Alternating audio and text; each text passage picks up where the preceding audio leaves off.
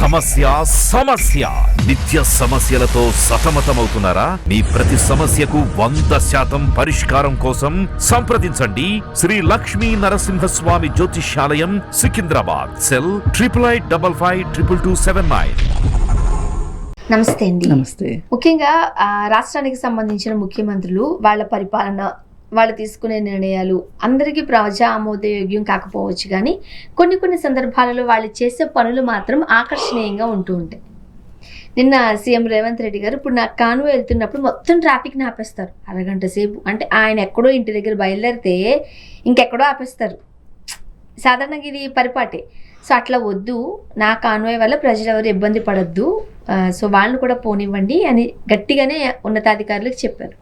ఏమంటారు? ఇది ఒక మంచి పరిణామం.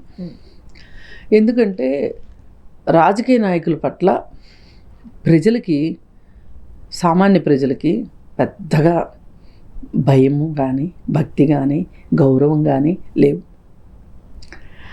ఈవేళ రాజకీయాల్లోకి వచ్చేవాళ్ళు డబ్బులు సంపాదించుకుంటానికో, హోదాను అనుభవించటానికో వస్తున్నారు తప్పితే ప్రజలకు సేవ చేయటానికి రావట్లేదు అని బలంగా నమ్ముతున్నారు ప్రజలు. ఈ నానుడు కూడా వచ్చింది కదా, సర్వీస్ కన్నా కూడా సేవింగ్స్ మీద కాన్సన్ట్రేట్ చేస్తున్నారు అని. ఇది వాస్తవమే, ఇదేమి పెద్ద సత్యదూరమైన విషయం కాదు.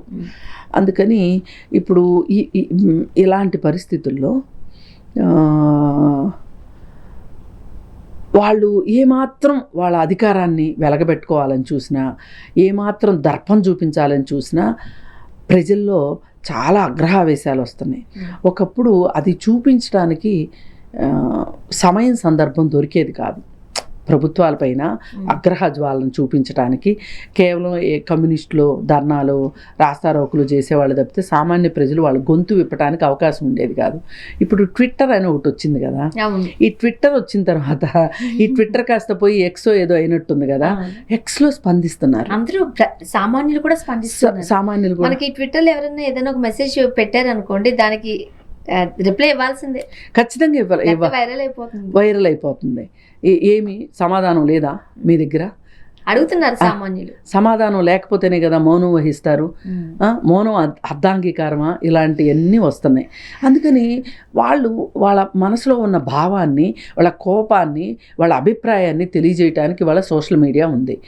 అందుకని సోషల్ మీడియాలో పెట్టేస్తున్నారు. ఇవన్నీ గమనించారో ఏమో. మొన్న ఏమైంది అంటే, అసలు అధికారంలోకి వచ్చిన కొత్తలో కూడా చెప్పారు ఆయన కాన్వాయ్ కోసం ట్రాఫిక్ని ఆపొద్దు అని. కానీ మన వాళ్ళు భద్రతా కారణాల రీత్యా, ఆ రీత్యా ఈ రీత్యా ఆపుతున్నారు. మొన్న ఆయన శంషాబాద్ ఎయిర్పోర్ట్కి వెళ్ళి వస్తూ ఉంటే ట్రాఫిక్ ఆగిపోయిన సందర్భాన్ని చూసి వెంటనే ఆయన అధికారుల్ని సమావేశపరిచి సివి ఆనంద్ గారికి కూడా పంపించేసేసారు ఆయన నిర్ణయాన్ని. నా కోసం కాన్వాయ్ కోసం మీరు ట్రాఫిక్ని ఆపొద్దు, సామాన్య ప్రజలను ఇబ్బందులకు గురి చేయొద్దు. ఒక్కొక్కసారి ఏమవుతుంది, ఇట్లా ఆపేయటం వల్ల ఆ ట్రాఫిక్లో అంబులెన్సులు ఉంటున్నాయి. ఇప్పుడు అంబులెన్స్కి దారిద్దామని ఎవరన్నా అనుకున్నా ముందు వాడికి అవకాశం ఉంటేనే కదా వీడు దారి ఇవ్వగలుగుతాడు. అందుకని ఇవన్నీ ఆలోచించి రేవంత్ రెడ్డి గారి నిర్ణయం తీసుకోవటం అనేది మటుకు చాలా చాలా మంచి నిర్ణయం. ఒక విధంగా మనం ఎంత మంచి పరిపాలన అందించినప్పటికీ కూడా ప్రజలకి ఇట్లా ప్రజల్లోకి సూటిగా వెళ్ళి ధాటిగా తగిలేవి ఎంచుకోవటం కూడా చాలా అవసరమైన విషయం. రేవంత్ రెడ్డి గారు ఆ విషయంలో కృతకృత్యులు అయ్యారని చెప్పొచ్చు. ఈ నిర్ణయం తీసుకోవటాన్ని మనం రాజకీయంగా చూడకుండా ఒక రాజకీయ నాయకులు కూడా సామాన్య మానవుల్లాగా ఆలోచిస్తే, అంటే సామాన్య మానవుల షూల్లో గనక వాళ్ళు కాళ్ళు పెడితే, వాళ్ళు ఒకప్పుడు సామాన్యులే. వాళ్ళకి ఎందుకు తెలియదు ఇవన్నీ, పుట్టుకతోనే ముఖ్యమంత్రులు అవ్వలేదు కదా, చాలా కష్టాలు. పైగా ఇదేమీ రాజరికంలో నుంచి వచ్చిన వాళ్ళు కూడా కాదు కదా, వాళ్ళకి అన్నీ తెలుసు. పైగా వీళ్ళు ప్రజల దగ్గర పాదయాత్రలు చేసుకుంటూ వెళ్ళినప్పుడు అప్పుడు ఇంకా అసలు కష్టాలను వాళ్ళు చూసారు కదా. అవును. అందుకని ఏంటంటే ఏదేమైనా రేవంత్ రెడ్డి గారు ఆయన ప్రజల షూస్లో కాళ్ళు పెట్టి ఈ నిర్ణయం తీసుకున్నందుకు చాలా సంతోషంగా ఉంది. కానీ ఇది ఒక్కటే కాదండి, అన్ని విషయాల్లోనూ కూడా రేవంత్ రెడ్డి గారు ఒక రకంగా సరి అయిన నిర్ణయం తీసుకోవాలనుకుంటున్నాను. ఈ సందర్భంగా ఇంకా 1-2 సమస్యలు ఉన్నాయి, వాటి గురించి కూడా మాట్లాడుకుందాం.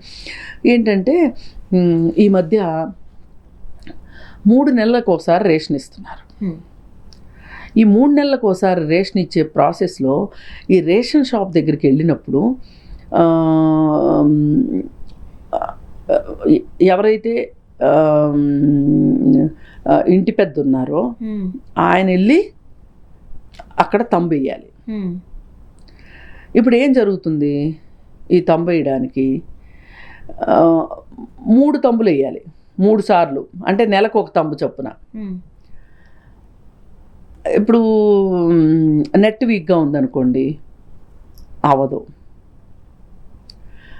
అసలు చాలామంది చిన్న చిన్న ఉద్యోగస్తులు రేషన్ కార్డు ఉంది కదా అని, రేషన్ కార్డు చాలా సందర్భాల్లో ఉపయోగపడుతుంది మనకి. ఇప్పుడు ఆరోగ్యశ్రీకి కూడా బేస్ ఏంటి, తెల్ల రేషన్ కార్డు. మరి ఈ పరిస్థితుల్లో వీళ్ళు ఆ రేషన్ కార్డును నిలబెట్టుకోవడం చాలా అవసరం. ఇప్పుడు 3 నెలలు కనుక వరుసగా రేషన్ తీసుకోలేదనుకోండి, ఆటోమేటిక్గా రద్దు అయిపోద్దండి. అందుకని ఏంటి వీళ్ళు ఏం చేస్తున్నారు అంటే, పనులు మానుకుని ఒక్కొక్కళ్ళు 3 సార్లు 4 సార్లు, నిజంగా నేను స్వయంగా చూశాను. మా డ్రైవరు రేషన్ తెచ్చుకోవడానికి వెళ్తాడు, పర్మిషన్ అడుగుతాడు, హాఫ్ డే అయిపోతుంది, ఇంత చేసి ఆ రోజు అవ్వట్లేదు, ఇంకొక రోజు పాపం అయితే 5 సార్లు 6 సార్లు తిరగాల్సి వచ్చింది. అసలు ఎందుకు 3 నెలలకు ఒకసారి రేషన్ అనేది ఎందుకు పెడుతున్నారు?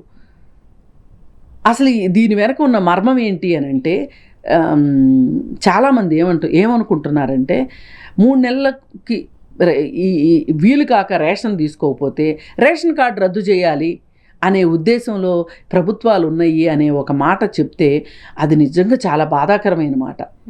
ఏమండి, ఎవరండి పేదవాళ్ళు తప్పితే ఎవరెళ్ళి 5 కేజీలు బియ్యం కోసమో, లేకపోతే ఇచ్చే ఒక్కో మనిషికి 6 కేజీలు ఇస్తున్నారు. ఇంట్లో 3 మనుషులు ఉన్నారు అనుకోండి, 3 ఆర్లు 18 కేజీలు వస్తుంది. 3 ఆర్లు 18 కేజీల కోసం ఇలా రోజుల తరబడి పడిగాపులు కాయాలి అంటే ఎంత కష్టం. ఇంత చేసి వీళ్ళు అమ్మయ్య ఇంకో 2-3 ముందు మనం ఉన్న రైల్వే రిజర్వేషన్ లాగా అయిపోయింది. ఆ కౌంటర్ దగ్గర నుంచి ఉన్నప్పుడు టికెట్లు అయిపోతాయి చూడండి, అట్లాగే రేషన్ అయిపోతుంది. లేదు అనుకుంటే ఆ మిషన్ పనిచేయదు. దీనికి కూడా టైమింగ్ ఉంటుంది, ఆ టైమింగ్లోనే వెళ్ళాలి. పోనీ ఆ టైమింగ్లో వెళ్తే పని జరుగుద్దా అంటే జరుగుద్దని నమ్మకం లేదు. అన్నీ బాగుంటే స్టాక్ అయిపోతుంది. స్టాక్ ఉన్న రోజు మనం వెళ్ళటానికి కుదరదు. ఇట్లాంటి సమస్యలు ఉన్నాయి. ఇట్లాంటి వాటిని ఎట్లా డీల్ చేయాలి అంటే, ఏ ముఖ్యమంత్రి అయినా, ఏ మంత్రి అయినా, ఏ ప్రభుత్వ అధికారి అయినా మేమే వెళ్ళి లైన్లో నుంచుంటే పరిస్థితి ఏంటి, దీన్ని ఎంత సరళంగా చేద్దాము అని ఆలోచిస్తే కనుక ప్రజలకు అంత సమస్యలు తగ్గుతాయి. ఇలా ఆలోచించాలి అని చెప్పి, అంటే ప్రజల చెప్పుల్లో కాళ్ళు పెట్టి మీరు ఆలోచించండి, అప్పుడు మీకు పరిష్కారాలు కనిపిస్తాయి. నాణ్యత విషయంలో కూడా ఒకసారి వీళ్ళు గమనించుకోవాలి. నాణ్యత కూడా అంత బాగుండట్లేదు అంటున్నారు, ఒక్కొక్కసారి బాగున్నాయి అంటున్నారు, ఒక్కొక్కసారి బాగాలేదు అంటున్నారు. ఏది ఏమైనా ప్రజా పంపిణీ వ్యవస్థ మట్టుకు మన దేశంలో పట్టుకొమ్మ లాంటిది. దానిని మట్టుకు డీవియేట్ కాకోకుండా చూడాలి, అది సక్రమంగా అమలయ్యేటట్లు చూడాల్సిన అవసరం ఉంది. Thank you so much. Thank you.